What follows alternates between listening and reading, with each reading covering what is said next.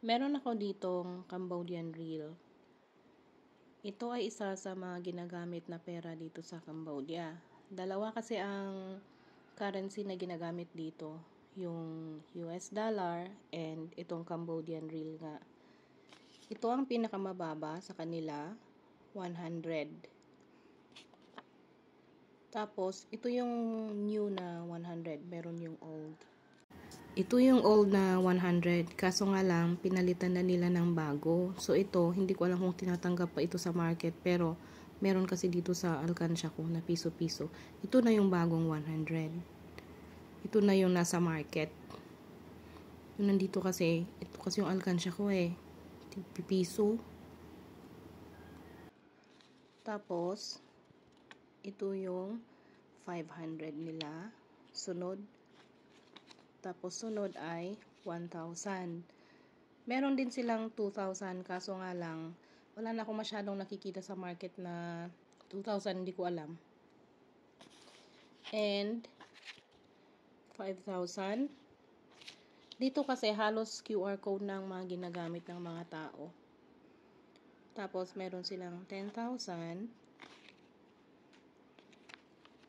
Ang sunod dyan ay 20. And merong 50,000. Ano tayo dito? 1,000 ang pera nila dito. Itong 100 real, ang katumbas nito sa pera natin ay 1.32. Parang malapit ng mag 150. Yung piso at saka salapi. Yun. Tapos ito namang 500. 6.90 sa pera natin. So, 6 pesos and 90. Parang mag 7 pesos na siya. 7 pesos. Tapos ito namang 1,000. Ang katumbas nito sa atin ay 13 pesos point 88. So parang 14 pesos, sabihin natin 14 pesos. Tapos ito namang 5,000 sa atin is 69.42. Google rate ngayong araw din. Tapos yung 10,000 nila 138.83 or almost 139.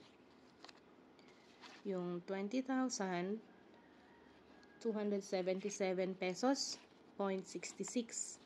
So 2.78. And yung 50,000 nila is 694.16. Kami na nandito, hindi na namin siya nako-convert sa peso, diretso na sa dollar kasi mas kabisado namin yung conversion ng real sa dollar kasi yun nga yung currency na ginagamit dito. So itong 50,000 nila dito, pag sa dollar, 12.5, $12. Tapos ito naman, pag sa USD, 20,000, $5 ito.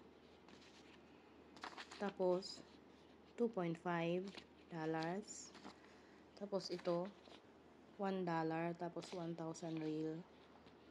Yun. Kasi nga dalawang currency. Ito po ang pera ng Cambodia. Real ang tawag sa pera ng Cambodia.